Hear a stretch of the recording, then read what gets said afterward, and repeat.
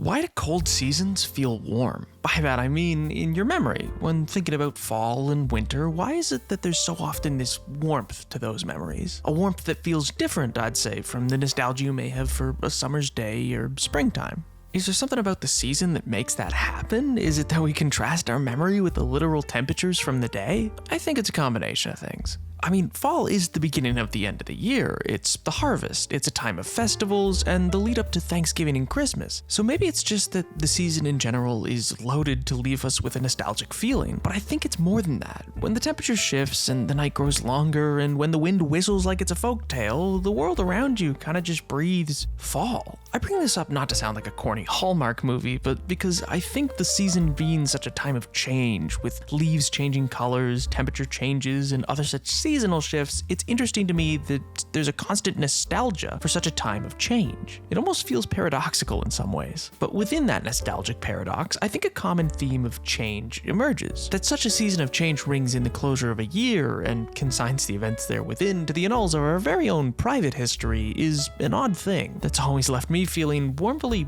weird, if that's even a feeling you can have. It's a time of travel for people, where you get together with friends and family you've maybe not seen in a long time, and these get-togethers can often dredge up lots of questions or poking and prodding from those you've known or still know. It can honestly be a real homecoming of a season. But the question that begs is, with all the change you went through in a given year, can you ever really go home? I mean, literally, yes, but what I'm getting at is once you've left or taken a journey in life, gone to college, changed professions, started a family, any of it, can you ever truly return to that space you're nostalgic for if you've been changed? Do our experiences alter us so that when this annual season arrives, we're not the same person we were? It's a big unknown in life, how the journey of the year to come will change us, but it's an unknown we can't run from, because we can only really notice the change after it's happened, which I guess we see when we gather together each fall. This reflective journey that fall takes us through that confronts your year gone by and the unknown future ahead is rarely so perfectly encapsulated in all its absurd and wonderful ways as it is in this miniseries. Today, I want to make a case for why 10 years on, Over the Garden Wall remains an instant classic of fall flicks to annually view, exploring how it grapples with the experiences that change us, our embracement of the unknown, and oh yeah, why the kids are sort of dead, and it's all a modern retelling of Dante's Inferno. But hey, put a pin in that. We'll come back to it later. For now, just grab yourself a nice fall drink and come along with me as we go over the garden wall.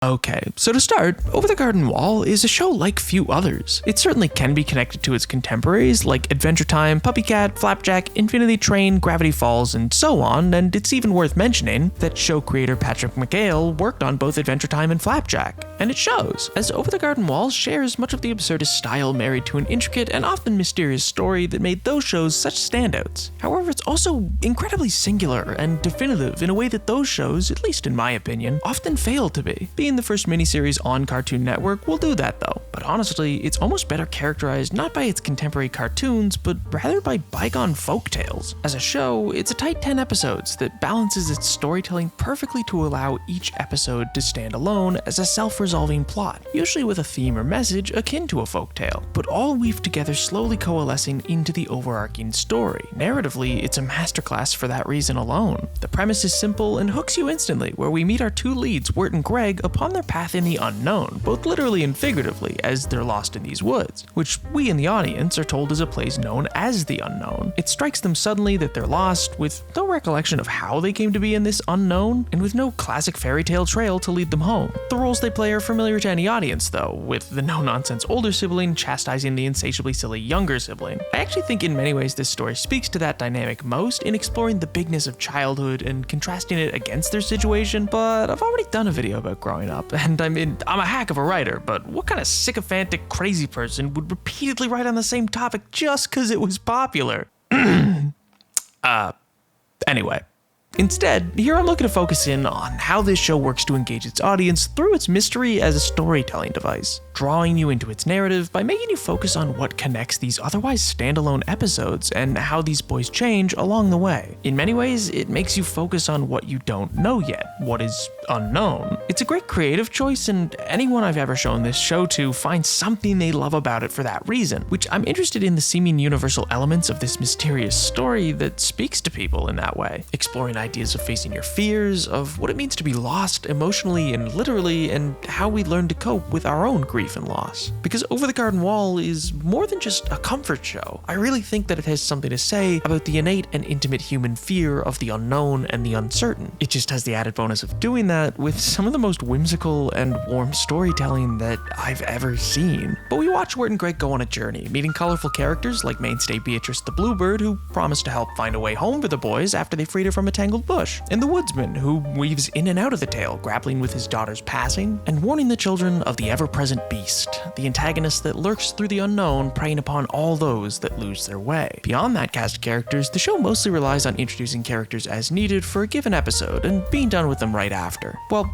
other than the frog. Can't forget Benjamin Franklin like that. I mean, my apologies to the president. But these episodes proceed to be a series of wonderful vignettes. From Pottsville to Adelaide's house, the schoolyard to the inn, all these episodes explore settings that are equally welcoming and off-putting. The show balances sincerity with absurdity and wonderful harvest season warmth with a constant dread and unease. The viewer is always left feeling like something bigger is going on, like there's something unknown to them. But the journey must continue. The questions will mount up with a mix of information drip-fed each episode, not all of which is reliable. To see a show balance thriller and horror elements with what would otherwise be a cozy vibes miniseries is not groundbreaking per se, but it adds a lot of depth here. Over the Garden Wall uses this balance to capture the sense of change that belongs to the season of fall within its mystery. It accomplishes this mostly through the shifting set pieces that change our leads and teaches them lessons. These vignettes are lives lived and times gone by that we weave through, the literal stories untold the unknown is known for, and the more surreal tales with pumpkin people and harvest celebrations or crooning tunes that glide you down a river all contribute to this feeling, the continuous feeling of being out of time and space that the unknown provides. Even if you don't know where the mystery of the story will lead, your first viewing will still leave you feeling off-kilter as you attempt to pin down the details and find purchase on the world building. Characters are all distinctly decorated and dressed for various time periods and lifestyles, yet Wirt and Greg never feel out of place in their timeless costuming. While Wirt particularly does have a modern feel to his dialogue, a lot of that goes unnoticed because he's playing the straight man to Greg's comedy. Up until the penultimate episode, you really don't know that these boys are from the real modern day world. Well, I mean, I say modern day.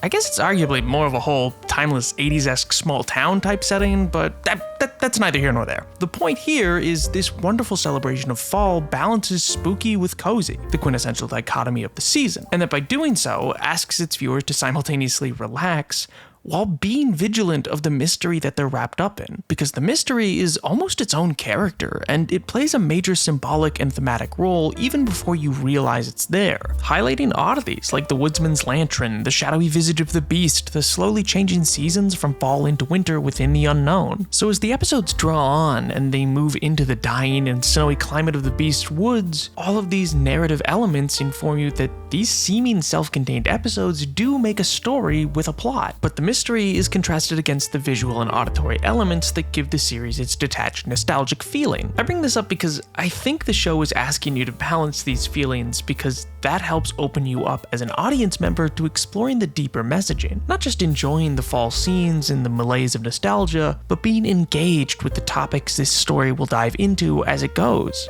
It starts small, and with each episode, grows these themes. The color palette of the animation and melodic trance of Over the Garden Wall's music are great contenders for sensory reasons, why people like this show and why it fits the season so well. But more than that, this show's story explores themes that will connect with people. In many ways, the themes are especially poignant around this time of year, probably because ultimately, this show is a show about death.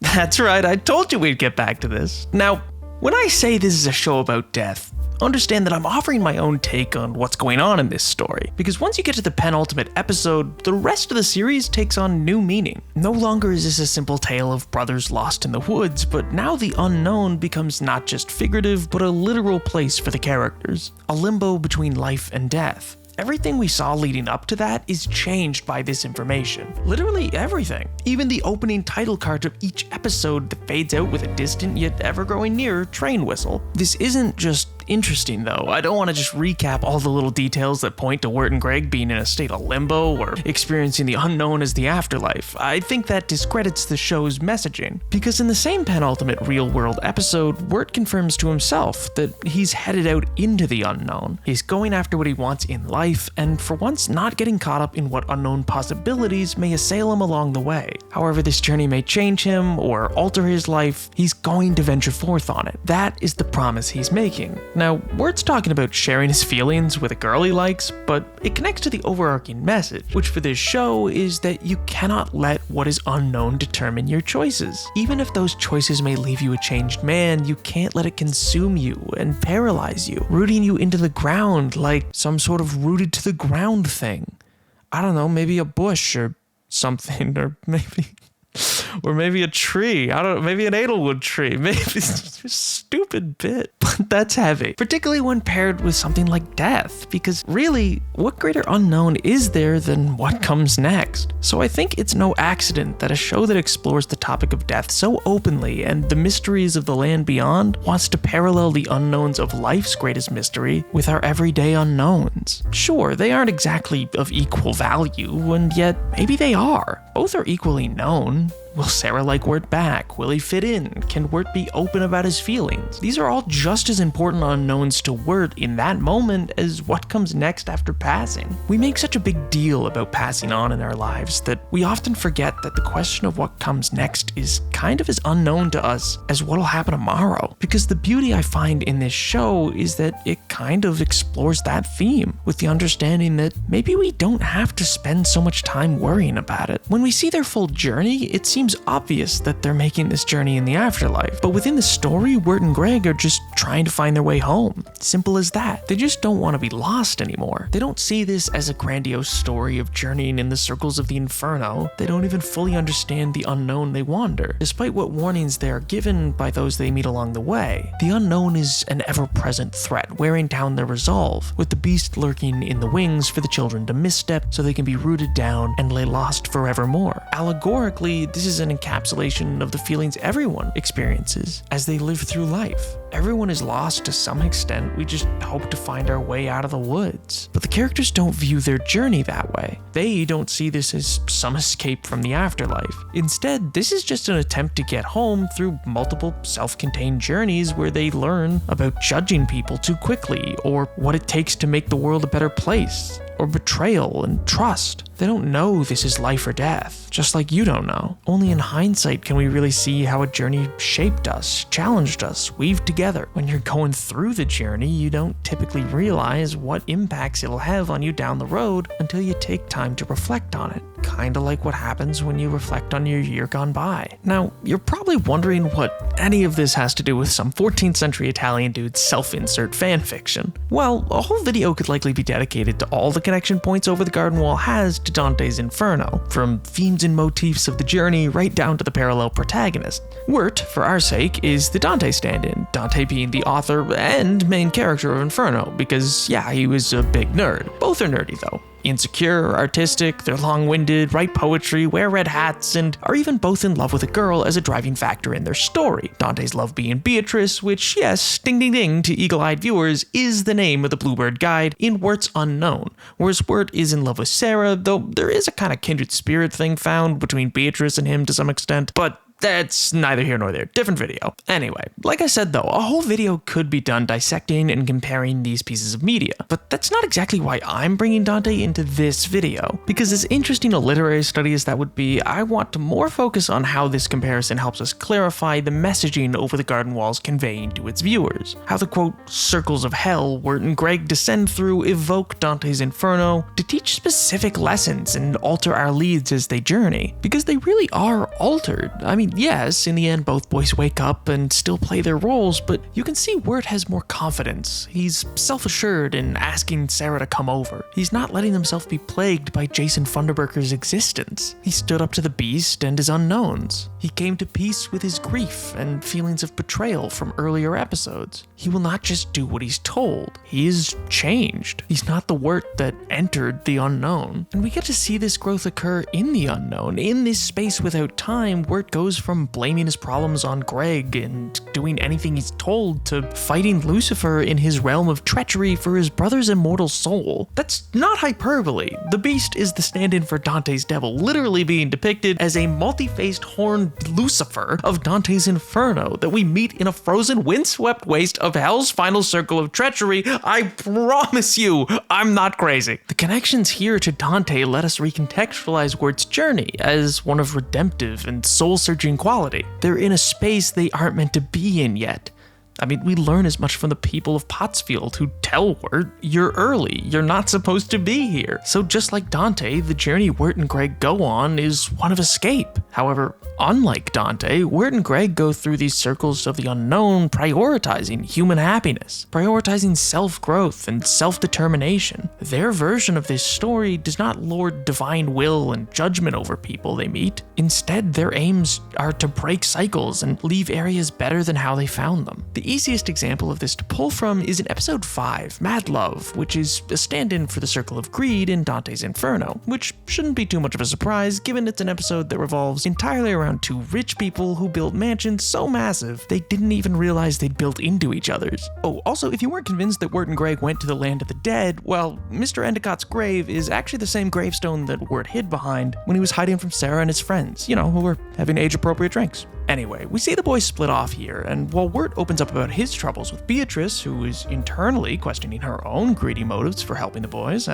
see, greed, Greg helps Mr. Endicott confront his torment by literally exploring his unknowns, because Mr. Endicott thinks he might be haunted for what he's done in life when he stumbled upon part of the manor that he didn't recognize and saw a visage of what he believed to be a ghost. So he became convinced that he was either haunted or going mad from the spaces in his own home. Ultimately, though, the boys help resolve his fear of ghosts, madness, and loss of wealth by helping love blossom between Mr. Endicott and his neighbor, Miss Marguerite Gray, his tea-making competitor and mistaken specter. The boys help transform the afterlives of two souls in the Circle of Greed, with literal competing fortunes, by promoting facing your fears over wallowing in unknown madness. If that isn't a contribution to the theme of not letting the unknown rule your life, I mean, I'll eat my hat. First I have to buy a hat. But I'll eat it. Again, though, I don't aim to just summarize the show here. This is just one example of the story leaning into both Dante's Inferno, but also creating an alternative outcome and narrative by confronting the root of these people's problems and their fears, by not letting a question of the unknown determine outcomes. The same can be seen in episode 3, Schoolhouse Folly, which stands in for the Circle of Lusts, or episode 7's Ringing of the Bell, standing in for the Circle of Heresy. Which again, I appreciate that speaking to the Circle of Heresy in Dante's Inferno when talking about Over the Garden Wall sounds a little silly, but these Inferno stand-ins are similar situations with changing endings to Dante's own journey. That's important here because it's what makes his tale different from Dante's Inferno. This isn't a journey of judgment, it's Wirt and Greg's journey home that they happen to help people on along the way. Their choices matter, but more towards their personal growth rather than just defeating the level of Inferno they're on. It underscores a theme that just because you went on a journey others have taken doesn't mean you'll have the same results or experiences. Your journey and its ends will always be your own. That's a poignant message, I think, at any point in time, but it works especially well in this setting of a mystery, where you have to follow the character's journey with them to learn what's going on. The mysterious nature of the show is as unknown to you as the unknown is to our characters. The reframing of the narrative as Dante's Inferno and as a series of events leading to personal growth can't really happen until the journey's ended, which connects to this video's key idea that maybe you can't know you've changed until you've gone home. And I think that's what people connect with in the show, even if unintentionally. The slow, methodical build towards the end lets you stay settled in with the lead characters. It connects you to the mystery because you want to know how this journey will end. The whole time you're left with questions, but it makes you more interested to know how the events of this journey are impacting these characters. You'll be left questioning the motives of characters like the woodsman, Beatrice, the beast, wondering how Wirt and Greg are gonna get home, or how they even got lost. Who these people they keep meeting are in each vignette. These mysteries are part of the journey though, and are only answered to the audience once Wirt overcomes his fears of the unknown, once he's snapped out of his own spiraling psyche, once he launches into his narrative without worrying of the consequences, and realizes the worry won't see him through. In the finale, we see this again once he realizes the beast's offer is a lie, that the beast uses what's unknown to control people, to keep himself alive. That's when it all locks into place for Wirt, and for the audience. Because what happens when Wirt stops being lost in the unknowns of life? When he's no longer worrying about his tape to Sarah or losing himself in destitution? When Wirt's just focusing on protecting his brother? Well, he wakes up. He gets to go home. We don't see a pathway home found. Wirt's just not lost anymore. The narrative of that development is not solely Wirt's either, though. We see similar growth when the woodsman has his own epiphany, accepts his own grief, accepts his need to grow in hope of a better tomorrow, even if he can't shed light upon what it'll look like. The woodsman says it best in conquering his own fears of the unknown. She was never really in there, was she, Beast? The woodsman's lantern is one of the key symbolic through lines of Over the Garden Wall for this reason. It's an explicit unknown. It's shrouded in mystery and has in-world mythology surrounding it. As we find out from the innkeep, quote, "He who carries the dark lantern must be the beast." Now that line serves to sow distrust in the woodsman for Wirt and for the audience, but still holds some truth, as the woodsman unintentionally has been what has kept the beast alive. He was clinging to the past that he knew. He couldn't accept what unknowns might lie ahead. So the woodsman is as rooted down by the beast as those turned into the Edelwood trees. His restraints were just more metaphorical. He was left paralyzed in fear of the unknown outcome of his daughter's soul, of what that meant for him, of who he was now, of who he was without her. That's why the woodsman's a great narrative foil to Wirt and Greg. He demonstrates that sometimes when we focus too much on what could happen or what might be, we get lost in those unknowns. So the question now, kind of as ever with these videos, is so what? So Over the Garden Wall is connected to Dante's Inferno. So it's about conquering the unknown and facing your fears. So the unknown's a purgatory. What does all that have to do with if you can go home? Well, I think the unknown as purgatory within the story works because it's a state of being we've all existed within. The sense of being between who we were, are, and will be is the living purgatory people navigate in life. I think the worry can often be that to embrace the unknown, and whatever changes it may bring, may change us. It may mean we're no longer the person we were. That idea is probably most explicitly on display for Beatrice and the woodsman, both of whom exist within the unknown. They don't leave when the story ends, but they aren't in their own vignettes when we meet them. Not really. They wander the wood, they wander the unknown, and they grapple with who they were, are, and will be through this story. I mean, Beatrice is acting as the servant of Adelaide when we meet her, who's in cahoots with the beast, and the woodsman is grinding oil out of the Edelwood trees to fuel the beast's lantern. Both are dealing with their grief and guilt surrounding their respective families. We don't get the full story for either, though. We just know Beatrice was once human and somehow got her family turned into bluebirds, so she's working towards getting them their freedom. The woodsman is ever filling the lantern to keep his daughter's soul alive, soul he was told was within the lantern. Only once these characters embrace their unknowns, though, are they liberated, even when they don't know how it'll change them. Beatrice throws her plan away to trade the boys for the magical scissors, not knowing how else she might save her family, not knowing if she'll ever be able to go home. The woodsman finally forgoes the lantern, recognizing that the unknown of his daughter's fate was never something he could control, and by doing so, gets to join his daughter once more in their afterlife vignette, getting to move forward with his life, or, well, afterlife. It's only once these characters throw their fears to the wind and confront the beast of the unknown that they find peace and move on. So I think the message of Over the Garden Wall is to embrace the fact that you can't control everything, and that to not know what comes next is no great failing or hurdle for your life. To not have a 5-year plan set up, or know what career you want, or if your crush likes you back, or if college is for you. It's all just what life is. A series of unknowns along a journey. And honestly, thinking on that while making this video has kind of left this Oscar Wilde quote bouncing around in my head. That quote, If you want to be a grocer, or a general, or a politician, or a judge, you will invariably become it. That is your punishment. If you never know what you want to be, if each day you're unsure of who you are and what you know, you'll never become anything, and that's your reward. I don't fully agree with his sentiment. I mean, obviously goals are good, but I believe it connects back to this idea of what it means to let yourself change, to not succumb to stagnation, to let yourself grow and not be pigeonholed into something. This show is trying to exemplify that you can't let yourself be guided entirely by the past and who you've been. You've got to find your own way forward, as difficult and as challenging as that can be. You know, it's difficult to love a thing before you really understand it.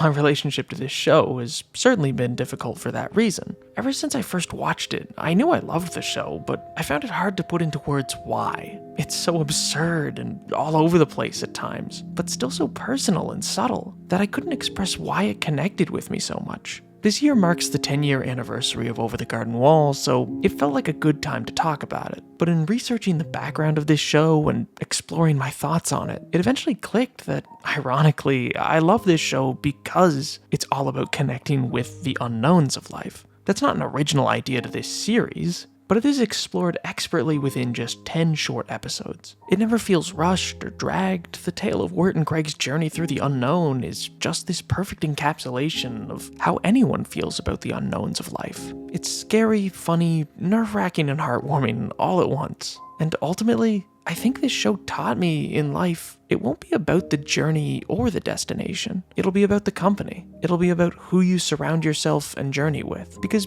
maybe you can't ever truly go home, but maybe that's okay. If the point of life is to experience it, then you'll always be shifting and growing as years go by. That might mean you'll outgrow a place, be it your hometown, your place in your friend group, your job, any of it. And it can suck. We don't always want to change, but sometimes we can't help it. Wirt and Greg didn't ask to go on this journey, but that doesn't mean its impacts haven't been important for them as people. Ironically, this show's a comfort show to a lot of people, and yet I feel it exemplifies the idea that just because something is safe or comfortable doesn't mean it's what's best for you. I think why this show spoke to me and why I wanted to make this video on it was not just because I find it endearing, but because the nostalgia it evokes, that comfort, prompts me to consider its messaging more openly.